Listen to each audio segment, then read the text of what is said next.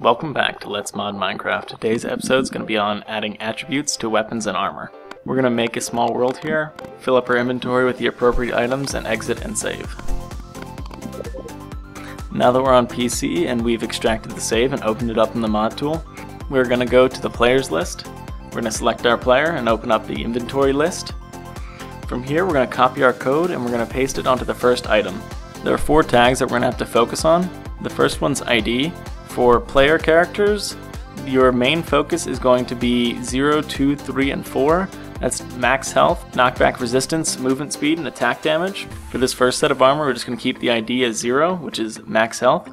The next tag that we're going to focus on is operation. This is how the amount is actually distributed to the item. You can have operation 0, which is additive. This would add whatever value you put in for amount to the base value.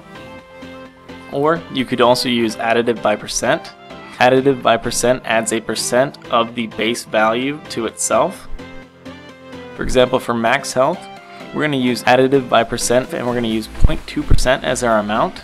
This is going to give us a 20% increase in health. The last tag we're going to focus on is UUID. UUID is a universally unique identifier. The reason why it's important for this mod is because if 2 items have the same UUID, then you can only get the attribute effect from one of the items. The easiest way to set this up is to just have the UUID be something completely different or random every single time. However, I don't want players to be able to wear one helmet and hold the other to get the benefits of both of them. So I'm going to actually set up the UUID so it is impossible to get both benefits. The way I'm going to do this is I'm going to have the UUID for swords all be 0, the helmets all be 1, the chest plate all be 2, etc. Now we're going to change the rest of the armor sets to the remaining attributes. One more tip that I'm actually going to give you is that you always need to pay attention to what your base values are. So for example, if you look at knockback resistance, your base value is 0. So if you use additive by percent and you put 50% or 200%, 200% of 0 is still 0. So with that one, you always want to use operation 0, which is additive by value.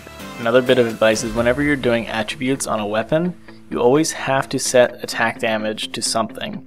And let's say you had a diamond sword and you put speed to 20%. You actually have to set another attribute to attack damage and set that to some value.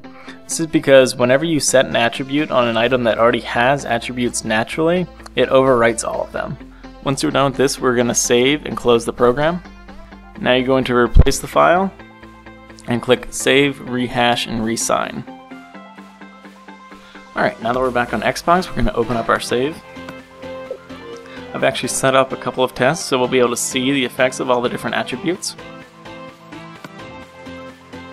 Knockback resistance actually does not work in 1.6.4, so it doesn't work in the current title update. The next set of armor I'm going to show you is speed. This is a 100% speed increase.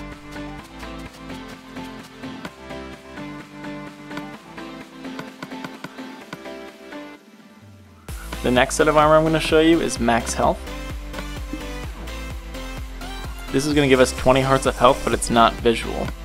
You'll see that I'm constantly regenerating health, even though it already looks like it's full.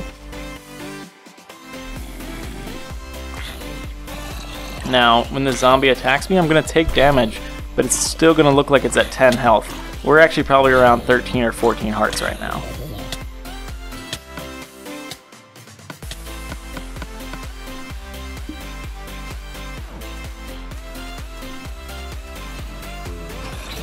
Now I'm going to show you the attack damage with just your fist. This is about 22 hits. Now I'm going to show you the attack damage with all the armor on. This is going to be an additional 80% attack damage. That was about 13 hits. This will be the attack damage with the sword. And this will be the attack damage with the overpowered sword.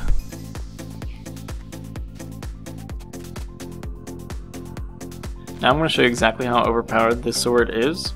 This is about plus 50 attack damage plus the additional 80% that the armor gives you.